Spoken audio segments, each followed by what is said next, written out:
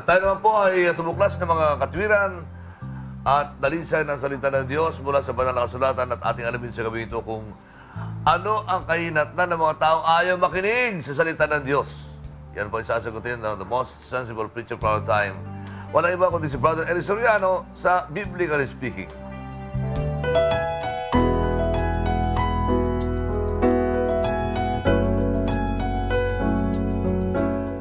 Basahin natin yung 8:47 ng Juan. Ang sa Diyos ay nakikinig ng mga salita ng Diyos. Dahil dito'y hindi ninyo dinirinig sapagkat kayo'y hindi sa Diyos. Yung mga ayaw makinig, hindi sa Diyos yun.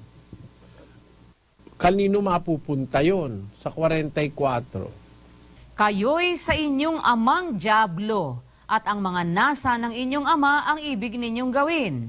Siya'y isang mamamatay tao buhat pa ng una at hindi nananatili sa katotohanan sapagkat walang katotohanan sa kanya. Pagka nagsasalita siya ng kasinungalingan, ay nagsasalita siya ng saganang kanya sapagkat siya'y isang sinungaling at ama nito. Ayun, yung mga hindi nakikinig ng salita ng Diyos, nagiging kay Satanas yun.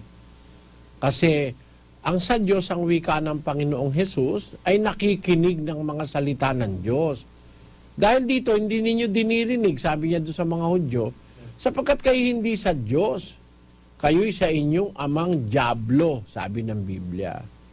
O sa demonyo pala yon. Ano mangyayari sa kanila sa katapusan? Basahin natin ang Kawikaan 1:24. Sapagkat ako'y tumawag at kayo'y tumanggi. Aking iniunat ang aking kamay at walang makinig. Kundi inyong iniuwi sa wala ang buo kong payo, at hindi ninyo inibig ang aking saway. Ako naman ay tatawa sa kaarawan ng inyong kasakunaan. Ako'y manunuya pagka ang inyong takot ay dumarating.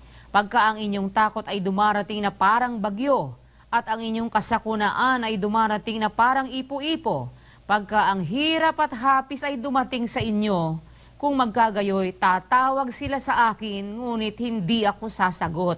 Hahanapin nila akong masikap, ngunit hindi nila ako masusumpungan, sapagkat kanilang ipinagtanim ang kaalaman at hindi pinili ang takot sa Panginoon. Yung palang kahihinatnan nung mga hindi nakikinig ng salita ng Diyos. Sabi ng Diyos, tumawag ako, kayo'y tumanggi. Iniunat ko ang aking kamay at walang makinig. Iniuwi nyo sa wala ang buo kong payo at hindi nyo inibig ang aking saway. Ako naman ay tatawa sa kaarawan ng inyong kasakunaan. Ako'y manunuya pag ang inyong takot ay dumarating. So, darating sa kasakunaan at sa kapahamakan yung mga ayaw makinig ng salita ng Diyos.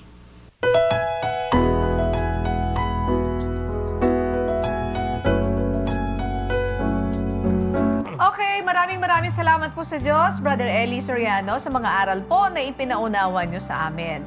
At sa mga nagnanais po na makaalam ng mga bagay patungkol po sa katwiran ng Diyos sa Biblia, maaari po kayong bumisita sa iba pang website ni Brother Eli Soriano. Nariyan po ang www.elisoriano.com www.controversyextraordinary.com.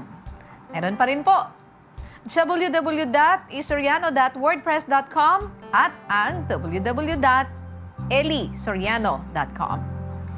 At para naman po sa ating mga kasambahay, maaari niyo pong mapanood ang mga makabulang programa ng UNTV, kagaya ng Kagapay in real time. Bumisita lamang po sa aming website, www.untvweb.com. Oy, teka muna, bago ka magsalita. I'd like to take this opportunity, speaking of the www.untv@manood, makinig din po kayo sa Radyo La Verdad, 1350, ang UNTV Radio. Araw-araw po yan, iba't ibang mga programa ang inyong napapakinggan. Simula umaga hanggang madaling araw. Friendly Nikki! Yes. Nakikinig ko kay Friendly Nikki. Magandang morning. Marami pa po mga programa dyan. Friendly Nikki, and then followed by the program of Attorney George Garcia with Mr. Jocas and Beth. Followed by the program of Kong Erin Tanyada and Miss Jackie Aquino, that's the Tinig ng Pilipino. And after that, papasok naman yung programa ni Kuya Daniel Rason. Okay, and mayroon din pong pagkatapos ng programa ng Kuya Daniel ay susundan naman po yan mga kasambahay ng programa ni Brother Eli Soriano. Okay. Pagdating ng 4 o'clock hanggang 4:30, that's Ikaw the naman yan. Radyo La Verdad Balita. Kaming dalawa ng Kuya. And of course, the 4:30 to 5:45, that's the Mr. Public Service Program ni Kuya Daniel Rason. Okay. sige. Yung mga taga Salcedo, happy fiesta sa inyo.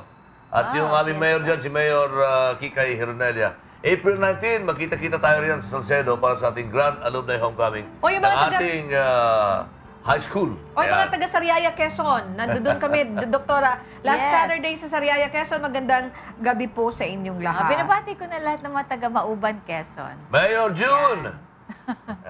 Okay. Happy birthday to my niece, si Kriska. Happy birthday, anak. Ay, thank you also yung bumisita kanina sa radio, si Ma'am Annalyn Camilla,